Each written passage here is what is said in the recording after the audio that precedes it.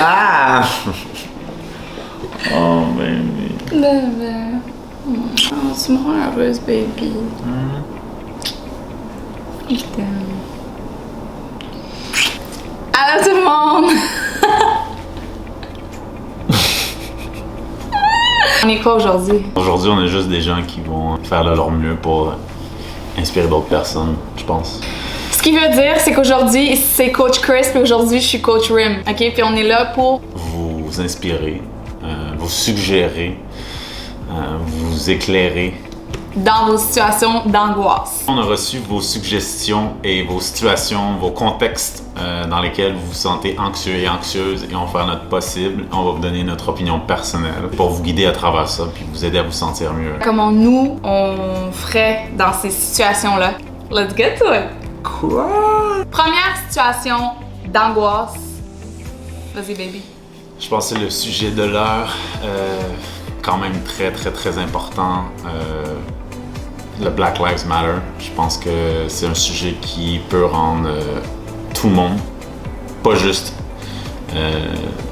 certaines personnes, mais bien tout le monde, peuvent ressentir de la pression, peuvent être stressés, peuvent être anxieux par rapport au sujet même. Juste même, le fait même qu'on en parle peut rendre certaines personnes anxieuses. Je trouve que c'est une bonne chose que ça vienne comme frapper un peu l'équilibre normal des gens parce qu'il y a des situations anormales qui arrivent. Puis je pense que c'est bien en fait que ça bouge un peu dans l'esprit des gens puis que les gens commencent à se sentir inconfortables face à ce genre de situation.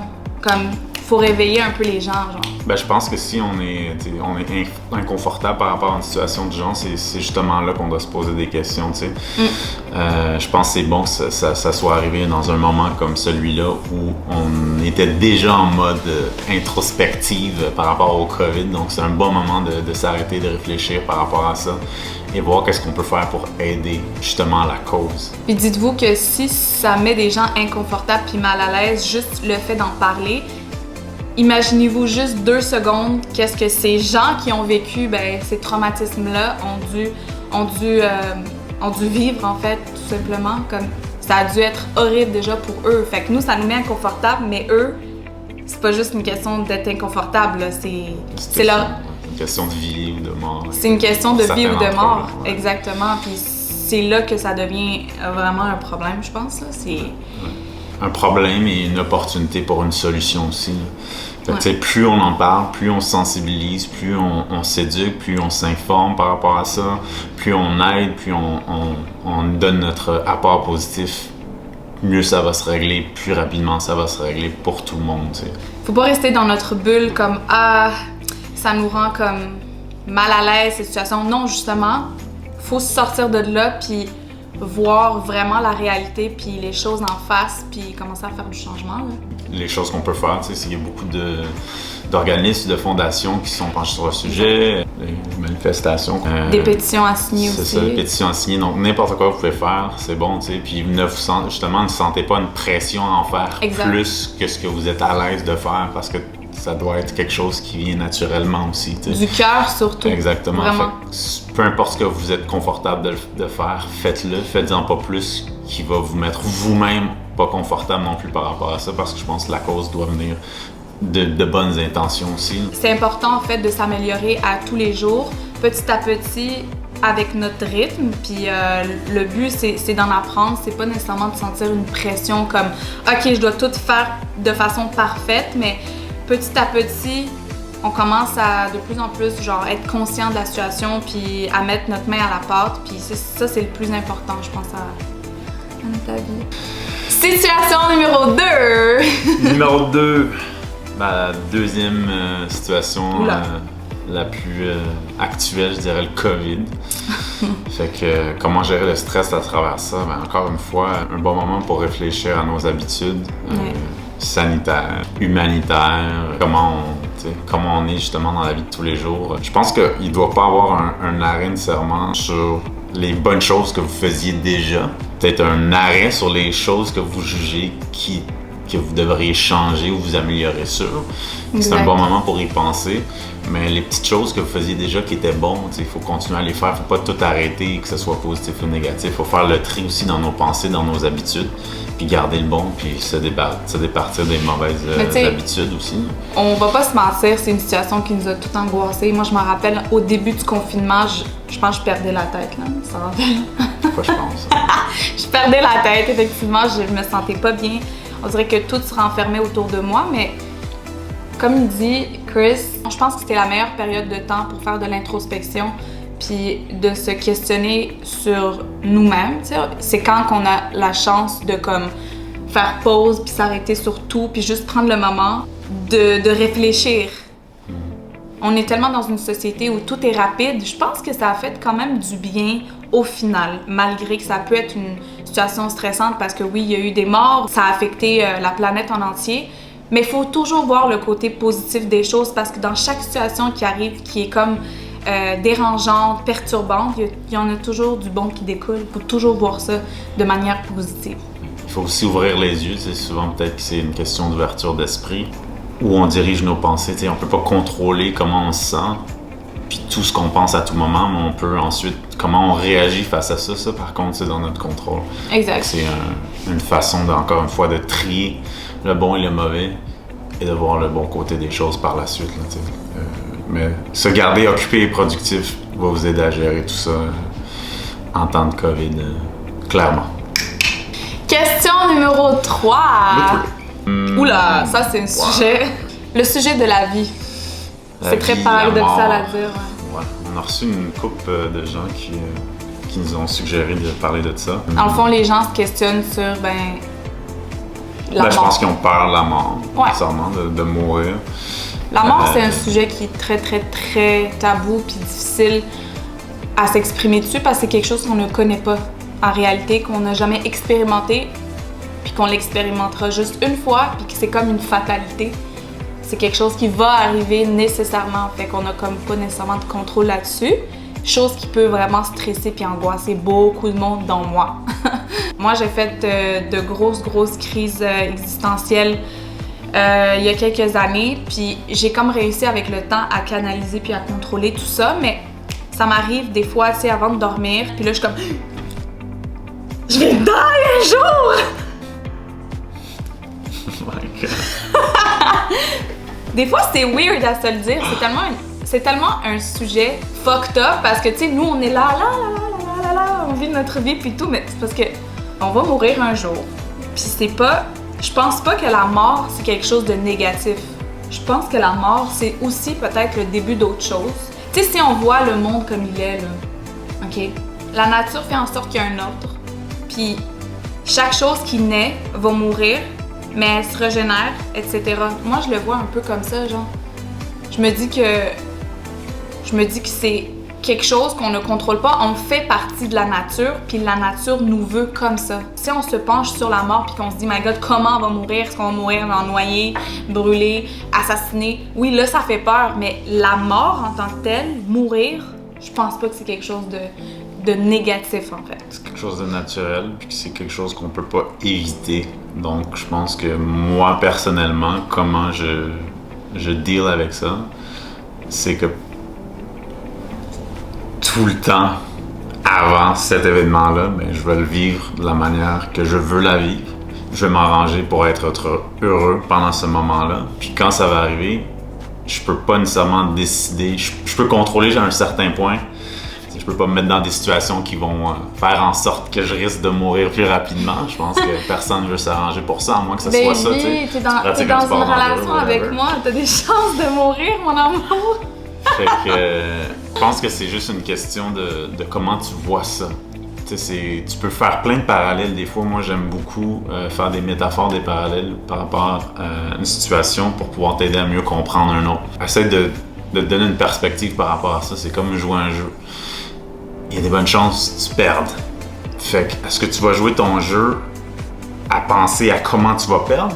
Ou est-ce que tu vas jouer ton jeu à donner toutes les chances de gagner? Puis si tu perds, écoute, tu auras donné toutes tes chances de gagner, puis tu auras perdu en bout de ligne, mais c'est un jeu où malheureusement tout le monde va perdre à un certain point. Fait que t'es mieux de t'arranger pendant que tu joues, d'avoir du fun, puis de te donner les chances de gagner. Puis quand ton tour viendra, mais au moins tu vas profiter du temps que tu étais là. Dans la vie, le but, c'est de rien regretter, de faire toutes les meilleures choses possibles pour toi et autour de toi pour te sentir le plus bien possible, on peut dire. Puis il faut pas oublier que tu vis toute ta vie, là. Tu vis à chaque jour, puis une fois, tu vas mourir. Fait qu'il faut le voir comme ça, tu as plein de belles journées à vivre, puis la vie n'est pas justement acquise. On sait jamais qu'est-ce qui peut arriver puis comment ça va arriver. Donc je pense que chaque jour doit être pris comme une bénédiction. Question numéro 4. Ça découle un peu du sujet d'avant, mais c'est l'inconnu et la peur. Donc comment on deal avec l'inconnu? Moi personnellement, l'inconnu c'est quelque chose que j'ai appris à apprécier, à voir encore une fois le bon côté des choses parce que j'aime me faire challenger, j'aime sentir que je progresse, que je m'améliore. Et puis quand on fait tout le temps des choses qu'on connaît, ou on utilise toujours les outils qu'on connaît ou les techniques qu'on connaît, ben bizarrement tu peux t'améliorer, mais jamais d'une façon exponentielle. C'est toujours lorsque tu vas explorer quelque chose que tu ne connais pas, que tu ouvres ton esprit à recevoir de l'inconnu. Et à travers ça, il y a beaucoup plus de chances que tu puisses exponentiellement t'améliorer par rapport à quoi que ce soit ou découvrir des choses que tu n'aurais jamais su que tu aurais pu aimer. Moi, je pense que l'être humain de base, il est fait pour apprendre dans la vie, puis il est fait pour se sortir de sa zone de confort. Fait que si on connaissait exactement qu'est-ce qui nous arriverait, on n'apprendrait pas nécessairement. C'est toujours des situations qu'on ne connaît pas, qui sont nouvelles. On est toujours confronté à quelque chose de différent, justement pour apprendre, pour développer ton intellectuel, puis développer tes expériences de vie, tout simplement. Puis je pense qu'il y a quelque chose de le fun à pas savoir qu'est-ce qui va t'attendre, parce que quand il y a des choses super positives qui arrivent, t'es super content. Quand il y a des choses négatives qui arrivent, ben t'en apprends. T'es plus en mesure, en fait, de dealer avec davantage de situations qui peuvent t'arriver. Fait que l'inconnu, encore une fois, n'est pas négatif. L'inconnu, c'est ta façon de voir les choses. Tu peux le voir de deux manières différentes, soit positivement, soit négativement. Puis je pense que le mieux, c'est de le voir positivement. T'as pas le temps, là, d'être négatif. Faut faire la distinction entre être victime des choses qui nous arrivent en tout temps ou être en contrôle le plus possible de où on veut s'en aller. Donc, des fois, on se retrouve dans une situation inconnue intentionnellement et des fois, on se retrouve dans une situation inconnue qui n'est pas intentionnelle. Donc, dans la mesure du possible, où toi, tu te connais, où tu es confortable, tu fais le meilleur de tout ça. Je pense que si tu, en tant que personne, te connais bien, puis que tu te respectes bien, je pense que tu vas être capable quand même de dealer avec n'importe quelle situation qui puisse t'arriver, qu'elle soit positive ou douloureuse. Question numéro 5! Le futur. Là, tu peux être en contrôle jusqu'à un certain point. Tu sais, il y a un terme qu'on utilise souvent qui s'appelle c'est le destin. Advienne que pourra. Il y a du vrai et du faux. Moi, je suis plus le genre de personne qui est comme... Il y a des choses qu'on peut contrôler, il y a des choses qu'on peut pas contrôler. Et puis, il faut savoir la différence. Il faut faire la part des choses. Donc, il y a beaucoup de choses qui sont en notre contrôle. C'est pas juste le destin, c'est pas juste... tout ce qui se passe à tout moment, en tout temps, est hors de notre contrôle. C'est pas vrai, ça. C'est pas vrai. Dans le sens il y a beaucoup de choses qu'on peut contrôler, qu'on peut changer, que ce soit dans notre environnement, des gens autour de nous, les choses qu'on fait à tous les jours, nos habitudes, notre façon de penser. Après ça, quand tu fais le meilleur de tout ça, puis tu auras vraiment été au bout de la chose, là, ça se peut que le résultat, tu peux pas toujours le prévoir. Tu peux pas toujours le savoir à l'avance, mais c'est ça qui est la beauté de la chose, l'inconnu, encore une fois. Se mettre dans une position où on est en mesure de dire, j'ai fait tout en mon possible. Encore une fois, je pense qu'il faut pas regretter. Faut pas se dire genre, j'aurais dû faire ça ou j'aurais dû faire ci. Comme Chris, il dit, tant que tu fais le plus que tu peux, après les résultats, peu importe c'est lesquels, tu vas te sentir bien puis confortable puis à l'aise là-dedans. Tes mains. Ton avenir est entre tes mains puis entre ton présent aussi. Ça dépend de ce que tu fais de ton présent. Le présent, c'est l'outil qui va t'emmener vers le futur. Puis le futur, c'est comment tu vas le voir. Exactement. Fait qu'à travers ça, à 80-90%, ça risque d'être comment tu l'as envisagé si tu fais vraiment tous les efforts nécessaires. Il y a toujours un 10% où tu ne peux pas prévoir, mais c'est la vie. It's life. It's beauty of it. Question numéro 6. Donc, ce que les gens pensent de toi, montrer nos faiblesses et notre vulnérabilité. Ouh. Moi, je pense qu'on l'a vu durant tout OD, à quel point j'étais vulnérable puis que je montrais toutes mes émotions sans filtre. Je pense qu'il faut pas avoir peur de montrer ta sensibilité. T'es un être humain, t'es pas un robot, tu sais, comme c'est bien normal d'avoir des émotions puis des sentiments puis de les exprimer. Puis en fait, je pense que la façon la plus saine de dealer avec tes émotions, c'est justement de les libérer. Sinon, si tu commences à les accumuler puis à plus savoir quoi en faire, c'est là que ton corps il est pas d'accord puis ta tête est pas d'accord puis c'est là que tu crashes. Je pense que c'est très important de se respecter à travers ça. Dépendant de la situation dans laquelle tu te retrouves, il y a différentes façons de voir les choses pour optimiser cette situation-là. Par exemple, se montrer vulnérable et admettre nos faiblesses. Notre priorité est de s'améliorer, de se développer, il faut connaître clairement où on est moins bon pour pouvoir travailler dessus. Oh my God, baby. Tu m'excites quand tu parles comme ça. Ok, continue. Je pense qu'à ce moment-là, c'est ça qu'il faut faire pour le meilleur de la chose. Mais lorsque c'est le moment, par exemple, d'appliquer ce que tu as appris, il faut que tu te sentes confiant aussi à travers ça lorsque c'est le temps d'appliquer. Tu vas pas dire « Ah ben, je sais que je suis pas bon là-dedans. » Donc, tu vas essayer de mettre tes pensées vers le positif, la confiance pour pouvoir faire sortir tes forces. Donc, il y a certains moments où c'est bon de s'admettre vulnérable et de savoir nos faiblesses pour les travailler. Dans le moment de la pratique, dans le moment de l'application, il faut être confiant de ce qu'on a pratiqué va ressortir et le bon côté des choses va se faire valoir à travers ça. Donc, il y a certains moments où on doit vraiment dicter notre façon de penser, mais avoir des faiblesses, tout le monde en a, personne n'est parfait. Exact. Être vulnérable, c'est un signe de confiance parce que tu sais que tu vas t'améliorer à travers le temps, etc. Donc, t'es pas soft parce que t'as des sentiments ou t'as des points à travailler ou t'es vulnérable. Les gens qui pensent que la vulnérabilité, c'est quelque chose de négatif, c'est des gens qui ont un très grand ego. Puis je pense que tout est dans la tête, en fait. Puis je pense que quand on se respecte, nous, en tant qu'individus, puis dans nos émotions, puis dans nos sentiments, ben ça prend comme le dessus sur notre ego. Puis ça, c'est la façon la plus saine, en fait, de vivre ta vie. Question numéro 7. Son corps. Son corps. Donc, son corps. On décide pas notre génétique, nos parents, puis notre couleur de yeux, de cheveux, de peau. Ce qu'on peut faire, par contre, pour notre corps, si c'est en termes de physique, on peut s'entraîner, on peut se garder actif, en santé. C'est tellement facile à dire, tout est genre magnifique comme t'es. Ouais, mais encore une fois, je suis pas né. Oui, t'es né avec magnifique. un développement musculaire de la sorte, par exemple. C'est quelque chose que j'ai vrai. travaillé. Puis on peut leur montrer des photos. J'en ai plein de photos. Oh my God. J'étais mec comme un picot quand j'étais jeune. J'ai travaillé parce que moi, justement, j'étais anxieux avec le fait que j'étais trop mince, puis ça me travaillait. Donc, j'ai fait les efforts nécessaires pour me sortir de là. C'était à moi de comprendre que j'avais une émotion anxieuse face à ça. Je me suis mis dans un environnement où j'ai pu travailler pour sortir de là. Et aujourd'hui, je me sens plus comme ça face à ça. Fait que certains partent de différents endroits. L'important, c'est d'y aller step by step, que ça soit santé mentale ou santé physique. Là. Je pense qu'il y a beaucoup de gens qui savent que avant, moi, il y a très longtemps, là, une dizaine d'années avant, j'étais très mince, puis j'avais beaucoup d'insécurité, puis je voulais comme plus de forme. D'ailleurs, il y a une vidéo là-dessus sur ma chaîne personnelle YouTube où justement, je dis que je voulais prendre du poids parce que je me sentais trop mince. Après ça, je me sentais même plus bien dans mon corps parce que j'avais pris un petit peu trop de poids. Puis j'ai commencé justement à reperdre du poids puis à comprendre en fait comment je devais comme me sentir dans mon corps. Puis j'ai atteint en fait le sentiment que j'avais envie de ressentir. Puis je pense que tout ça, c'est aussi un mélange d'insécurité. Puis à un moment donné, c'est apprendre à se faire confiance puis à faire les changements qu'on a envie de faire.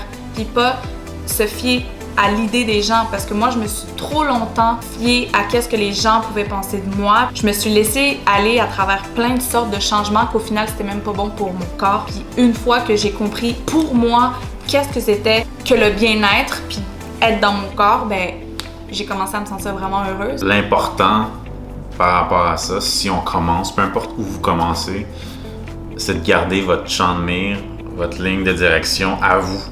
Ouais. Donc, lui ou elle va évoluer à un rythme différent que vous. C'est incorrect. Étape par étape. Puis tu vas prendre confiance étape par étape. Puis tu vas voir des changements étape par étape. Puis lâche pas, garde le cap. Plus tu regardes à gauche, plus tu regardes à droite, plus des chances tu t'enfarges ou tu ralentisses ton propre rythme à toi. Sans oublier de te challenger aussi par moment.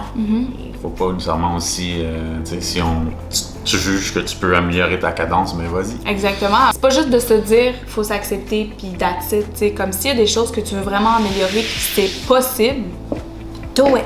C'est ça, chacun différent. Do it. Tu peux t'accepter comme tu es parce que toi tu juges que t'as pas besoin de changement. And that's fine. And that's really fine. Si par contre tu te sens pas bien, puis là tu utilises comme excuse je veux m'accepter comme je suis sans faire des changements, mais je me sens pas bien dans le fin fond, là tu te mens toi-même. Exactement. Là c'est pas bon. Si tu es bien, tu es bien. Si t'es pas bien, fais les échanges pour emmener les changements que tu veux voir chez toi, pour toi. Oh. Question 8, c'est la dernière aussi. Donc les amitiés toxiques. Oula! Les amis qui nous tirent du juice, comme dirait Raymond Back. Qu'est-ce qu'on fait avec ça, les amis qui nous tirent du juice? God, baby, les gens qui nous tirent du juice pour rien. Qu'est-ce qu'on crisse avec ça, toi? Moi, comment je le vois, c'est... Tu sais, en amitié, c'est... Habituellement, c'est toujours... on en donne, on reçoit, on compte pas. On aime. Sans nécessairement te mettre à compter à la scène près, si je peux faire une métaphore, si tu as l'impression que la personne autour de toi, qui est dans ta vie ou cet ami-là, te retient dans ton élan de bonheur ou a toujours l'impression que ça te tire de l'énergie puis tu te sens jamais revivre à travers ça, c'est là qu'il faut que tu te prennes une pause, tu te poses une question. Ouais. Quelle est la part positive d'avoir cette personne-là dans ma vie? Il y a des gens qui sont vraiment comme selfish puis vraiment... Il y a des gens qui sont très égoïstes puis ils font juste prendre le bon de toi, ton énergie, ils te la suctionnent. Ils se feed, ils se nourrissent de cette énergie-là puis eux, ils donnent rien du tout en retour parce qu'ils ont aussi rien à donner en retour. Puis quand tu commences à comprendre que ces gens-là ont rien à t'offrir, point de vue personnel, tu comprends aussi que t'as rien à faire dans leur vie. T'es pas leur psychologue, là. Au pire, qu'ils te payent parce que ces gens-là, sinon, ils te servent à quoi à part juste perdre ton temps, genre, puis ton énergie. Ces gens-là, comment qu'on va faire pour les déceler rapidement? Ben, c'est comment toi tu te sens. Toujours te poser la question, comment je me sens en présence de cette personne-là? Est-ce qu'à chaque fois que je suis en présence de cette personne-là, je me sens pas moi-même? Je me sens le lendemain, heureuse. Le lendemain, t'es-tu genre fatigué? C'est ça, tu sais, ça peut être... mais il y a différents types de relations. Ça ne doit pas s'appliquer tout le temps pour tout le monde autour de toi. Tu peux avoir une certaine relation avec une certaine personne, puis cette relation-là t'en donne plus que t'en reçois, and that's fine. Parce qu'en bout de ligne, si cette personne-là reçoit bien ton information ou ton aide, puis à chaque fois que tu lui en donnes, elle s'améliore, ça, c'est une façon de se redonner de l'énergie positive pour toi. Puis pour avoir une autre relation où c'est toi qui se fait donner de l'aide. Tu peux avoir une relation où t'es comme d'égal à égal avec quelqu'un. Fait que différentes relations pour différentes personnes, c'est en bout de ligne, c'est le sentiment. Est-ce que tu as un sentiment de bien-être plus souvent qu'autrement? Alors ça, c'est une bonne amie. Si plus souvent qu'autrement, c'est pas un sentiment de bien-être, on se pose des questions. Tu crées ça au vidange, comme dirait Mathieu Pellerin. Ouais. Ok, c'est pas mal ça. C'est pas mal ça, guys. Ça nous a vraiment fait plaisir, en fait, d'en parler. Je pense qu'on fait-tu un part 2 à un moment donné? Ah, ça, c'est épisode 1, définitivement. Il va y en avoir d'autres. J'aime ça répondre à vos questionnements, genre vos... Ah oui, c'est... Venez ici avec nous, dans notre cosmic world. On vous aime. Fait que, vous voyez, ça, c'est une relation où on en donne parce que vous me donnez d'une autre façon en retour. Fait que c'est pour ça qu'on vous aime. C'est une relation saine. Ah! Qu'est-ce que t'as fait? T'as niqué le plan! Des vibrations spirituelles. Non, baby, c'est ton pied qui cogne sur le trépied. Ça fait différent d'autres choses. Bon, bye, guys, on vous aime. Mouah.